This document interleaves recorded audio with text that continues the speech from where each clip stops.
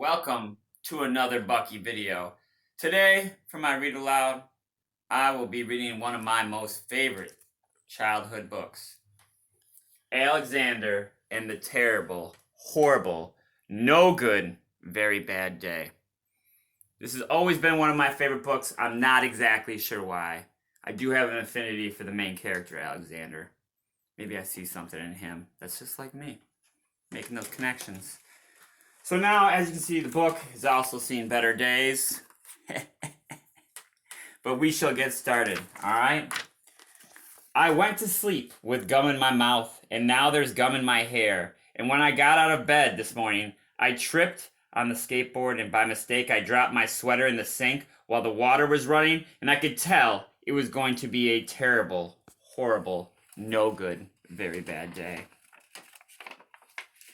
At breakfast, Anthony found a Corvette Stingray car kit in his breakfast cereal box, and Nick found a junior undercover agent code ring in his breakfast cereal box. But in my breakfast cereal box, all I found was breakfast cereal. I think I'll move to Australia. In the carpool, Mrs. Gibson let Becky have a seat by the window. Audrey and Elliot got seats by the window too. I said I was being scrunched. I said I was being smushed. I said if I don't get a seat by the window, I'm going to be car sick. No one even answered. I could tell it was going to be a terrible, horrible, no good, very bad day. At school, Mrs. Dickens liked Paul's picture of the sailboat better than my picture of the invisible castle. That's a great picture of an invisible castle. I don't know what Miss Dickens is talking about. At singing time, she said I sang too loud. At counting time, she said I left out 16. Who needs 16? I could tell it was going to be a terrible, horrible, no good, very bad day.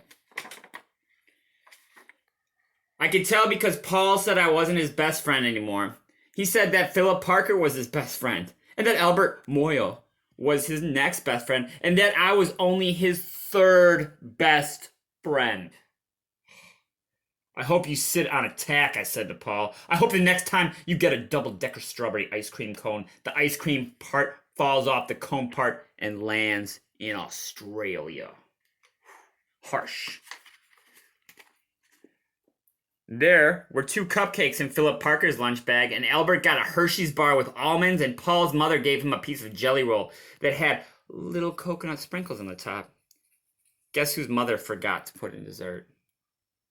It was a terrible, horrible, no good, very bad day.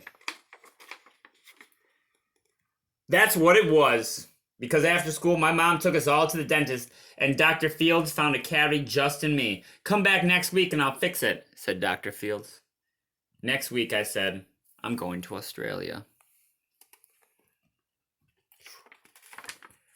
On the way downstairs, the elevator door closed on my foot, and while we were waiting for my mom to go get the car, Anthony made me fall where it was muddy. And then when I started crying because of the mud, Nick said I was a crybaby, and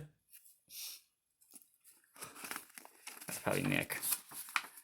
While I was punching Nick for saying crybaby, my mom came back with the car and scolded me for being muddy and fighting. Nick probably didn't get in trouble at all.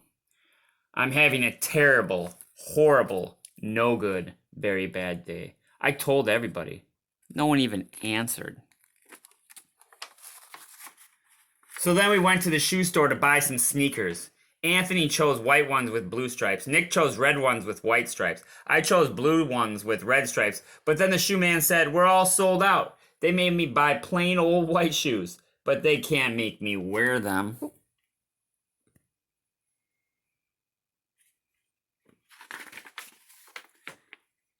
When we picked up my dad at his office, he said I couldn't play with his copying machine, but I forgot. He also said to watch out for the books on his desk, and I was careful as could be, except for my elbow.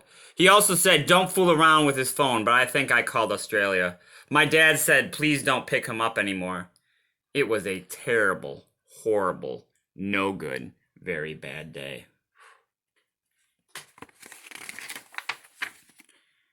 There were lima beans for dinner, and I hate limas.